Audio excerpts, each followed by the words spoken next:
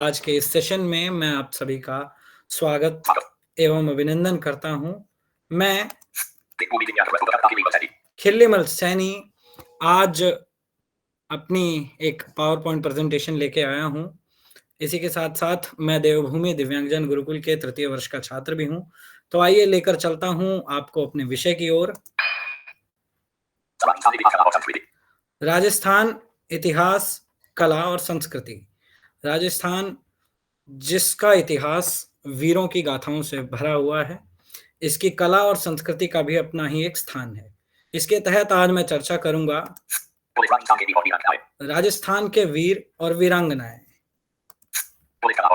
कला और संस्कृति, घूमने योग्य स्थान। लेकिन मैं आपको अपने विषय पर लेकर आऊं इससे पहले राजस्थान की जो स्त्रियां हैं, वीरांगनाएं हैं, उनके बलिदान पर एक छोटा सा वीडियो दिखाना चाहूंगा। और कोई कवि का उत्साह हुआ कि सतरी सेनानी चाहिए समर सलुम्बर देश चुड़ामन मेली सियान ईंधन मिलो सतरी सेनानी चाहिए उस सती से निशानी चाहिए समर सलुम्बर देश। समर मतलब युद्ध। युद्ध में जाते हुए सलुम्बर के सामंत ने अपनी पत्नी से निशानी मांगी थी। चुड़ामन मेलिसिया, चुड़ामन मतलब चूड़िया, कंगन। माँ सीता ने तो कंगन भेजे थे जब निशानी मांगी थी। ईंधन मिलो इसने तो सिर काट के दे दिया है। दोहराता हूं, सुनो रक्त से लिखी हुई कुर्बानी, जिसके कारण मिट्टी भी चंदन है राजस्थानी।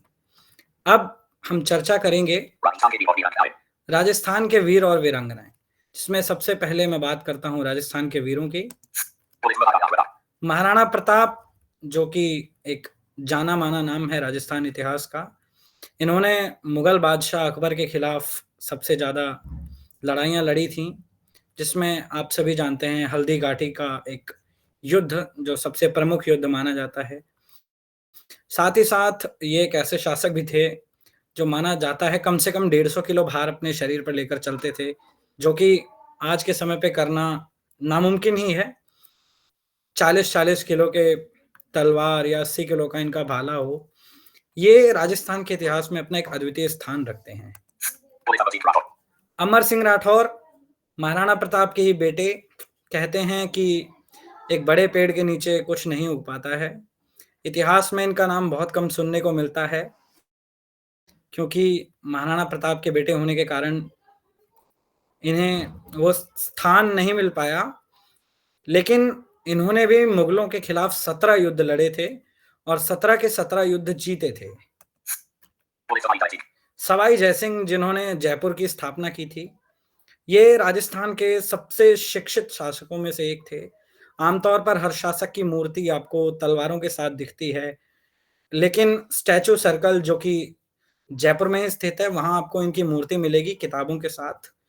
ये एक ऐसे शासक थे जो 1700 के टाइम पे मैथमेटिक्स की किताबें लिखते थे। इन्होंने एल्गोरिथम का भी संस्कृत में अनुवादन किया था।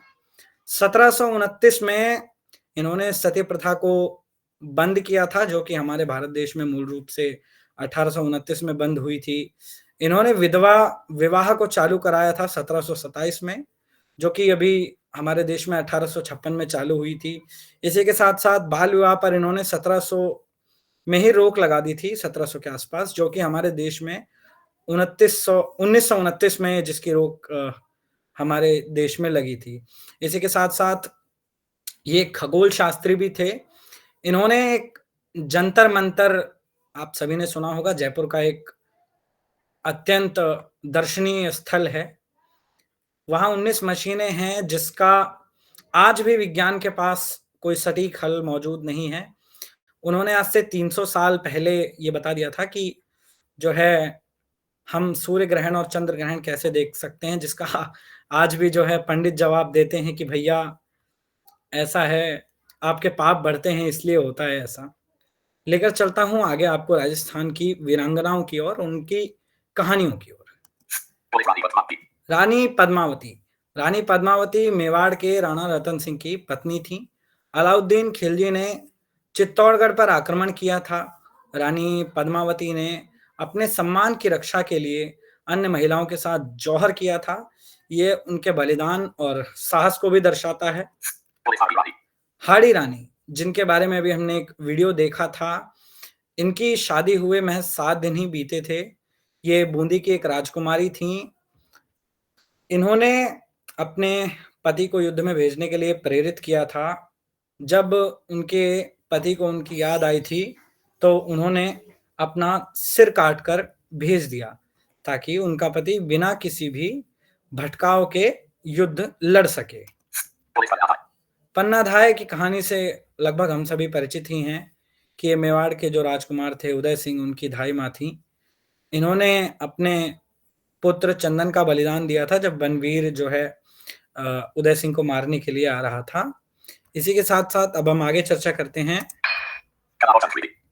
कला और संस्कृति की। राजस्थान कला और संस्कृति के दृष्टिकोण से क्या-क्या महत्व रखता है? स्थापत्य कला, यानी राजस्थान का जो भव्यता है, वो आज भी इसके किलों और महलों के लिए बहुत ज़्यादा प्रसिद्ध है। जैसे चित्तौड़गढ़ का किला हुआ, सिटी पैलेस है, आमेर का किला है या हवा महल है, जल महल है। ये अपना ही एक अलग स्थान रखती हैं। चित्रकला, राजस्थान की चित्रकला भी बहुत ज़्यादा प्रसिद्ध है, चाहे वो महलों में लगे हुए भित्ति चित्र हों या लघु चित्र भी बोला जाता है। इसी के साथ-साथ जयपुर की चित्रकला शैली हो या बूंदी की चित्रकला शैली हो, ये इसके कई चित्रकला के प्रकार भी हैं। हस्तशिल्प यानी हैंडीक्राफ्ट्स, राजस्थान हैंडीक्राफ्ट्स में सबसे उच्चतम स्थान रखता है। चाहे लकड़ी का काम हो, ये राजस्थान इसमें भी प्रसिद्ध है, चाहे नक्काशीदार वस्तुएं हों, खिड़कियां हों, दरवाजे हों, फर्नीचर आदि हों। संस्कृति में अगर हम देखें तो यहाँ अलग-अलग भाषाएं बोली जाती हैं। उपभाषाएं यहाँ की हैं, जैसे मारवाड़ी हो गई, मेवाड़ी हो गई, या इसी के साथ-साथ हम देखें तो वागड़ी एक भाषा है। वेशभूषा, यहाँ की वेशभूषा भी विविध है। महिलाओं के लिए यहाँ घाघरा, चोली और ओढ़नी है, जबकि पुरुषों के लिए धोती, कुर्ता, पगड़ी और साफा भी है। और यहाँ क्षेत्रों के हिसाब से जो भाषाएं हैं, वो बदलती रहती हैं। त्योहार और मेले, राजस्थान के त्योहार कुछ ऐसे हैं जो बहुत ज़्यादा फेमस हैं, जैसे तीज है, गणगौर है। साथ-साथ यहाँ के कुछ मेले हैं, जैसे पुष्कर मेला हुआ, ऊँटों का एक मेला लगता है राजस्थान में, वो भी हुआ। भोजन में भी राजस्थान में सबसे ज़्यादा विविधताएँ पाई जाती हैं। अगर भारत में मैं कहूँ कि कहीं सबसे ज़्यादा विविधताएँ हैं, तो वो राजस्थान ही है। चाहे दाल-बाटी चूरमा हो, गट्टे की सब्जी हो या बाजरे की रोटी हो, ये यहाँ का एक फ़ेमस जो है फूड है। इसमें घी के साथ-साथ कई अलग-अलग प्रकार के मसालों का भी प्रयोग किया जाता है। इसके अलावा अगर देखा जाए तो काफ़ी चीज़ें प्रसिद्ध हैं, जैसे यहाँ के कपड़े हैं, चाहे वो बांधनी हो, लहरिया हो या ब्लॉक प्रिंटिंग के कपड़े हों, वो भी फ़ेमस हैं। जेवर हो, चाहे वो सोने के हों, जैसे अब बॉलीवुड में कई बार जो कलीरें पहने जाते हैं, वो भी राजस्थान के हैं। कुंदन, जो रत्नों का काम होता है, या लाख के जो जेवर होते हैं। नृत्य में राजस्थान का सबसे प्रसिद्ध नृत्य घूमर नृत्य है, जिसके बारे में हम सभी जानते हैं, जो यहाँ के उत्सवों पर भी किया जाता है। इसके अलावा कालबेलिया नृत्य भी है, जो राजस्थान में प्रसिद्ध है। घूमने योग्य स्थान की अगर आप जयपुर या जोधपुर आने की सोच रहे हैं या राजस्थान आने की सोच रहे हैं, तो आपको सबसे ज़्यादा मैं महत्वपूर्ण 3 स्थानों के बारे में बताऊँगा कि आपको कहाँ जाना चाहिए और कौन-सी जगहें आपके लिए बेहतर रहेंगी।